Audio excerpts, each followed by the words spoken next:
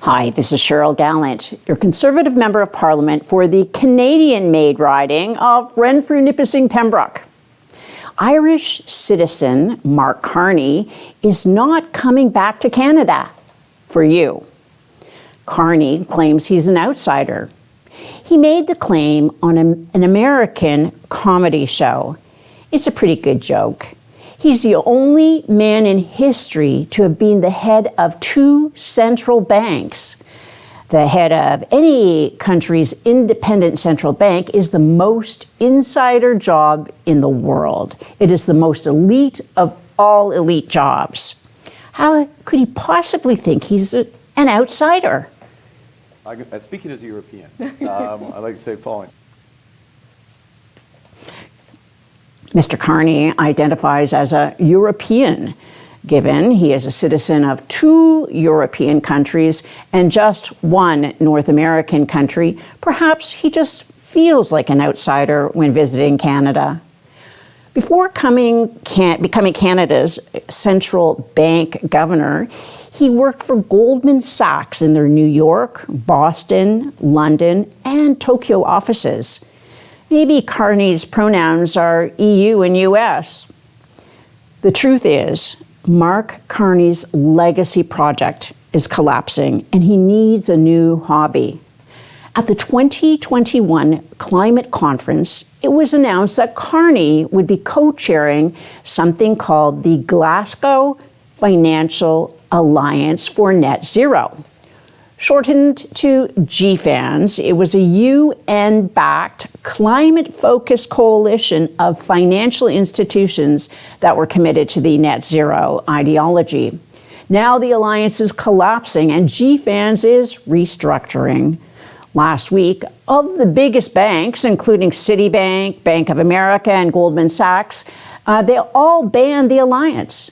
And this week, some Canadian banks announced they're pulling out from Carney's alliance. The days of activist corporate executives who want to be popular at Davos by using shareholders' money to boost their DEI virtue signals are over. By flirting with Trudeau for the last few years, Carney has tainted his business brand with wokeness, just as the English-speaking world finally begins to reject the dangerous ideology. With his legacy project collapsing and fewer corporate boards looking for woke activists, carbon tax Carney is looking for a new line of work. Being prime minister should not be a rich man's hobby. Do you know what kind of school bus your child is riding in? Last week, a Lion electric bus caught fire. Fortunately, the driver smelled smoke in time to get all the children off the bus before it was engulfed in flames. The company, Lion Electric Bus, is currently under bankruptcy protection. The company is broke, despite receiving $75 million from Quebec taxpayers and $64 million from federal taxpayers. Trudeau's carbon tax has already made it unaffordable to drive a regular school bus.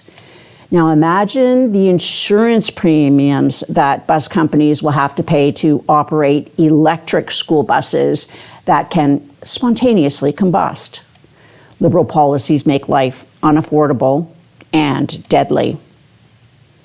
Car manufacturers were up in arms about news of the Liberal EV car subsidy fund running out of cash. The car makers told government that without the massive subsidies, it would be impossible to reach the Liberals' mandate requiring 25% of cars sold in Canada to be EVs by next year. The fact that the Liberals have not already announced more funding for the subsidies, something Liberals love to announce, tells us that Canada's financial situation may be worse than the Liberals are telling us. EV subsidies benefit higher income residents. It takes the taxes paid by Canadians who cannot afford luxury cars and redistributes that wealth to people who can afford luxury cars. Taxing the poor to pay the rich is classic Liberal policy. Last year, our Liberal government gave $80 million to Elon Musk's car company. But that's a pittance compared to the billions they have given to other foreign car makers to build batteries for cars that no one can afford to buy. Canada now spends as much on paying interest on the Liberal national debt than we do on healthcare transfers. While Liberals give away billions to foreign companies, Canadians can't find a family doctor. Liberal green subsidies are sucking the wind out of your wallet.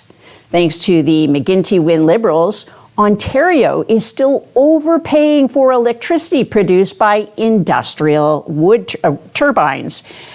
Last weekend, Ontario's costly wind turbines produced just over 111,000 megawatts.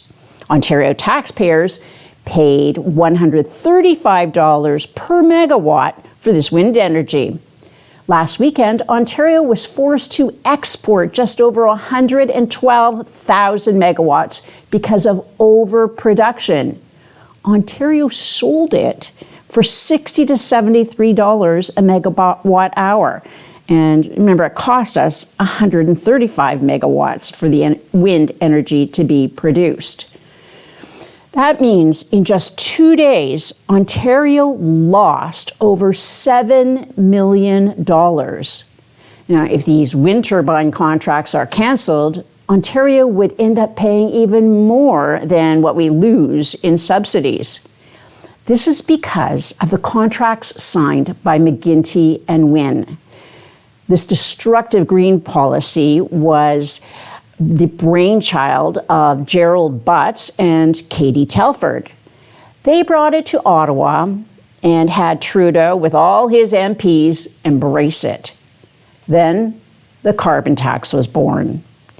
Now, these two Liberal insiders are the masterminds behind Carbon Tax Carney's campaign, just like they were for Justin.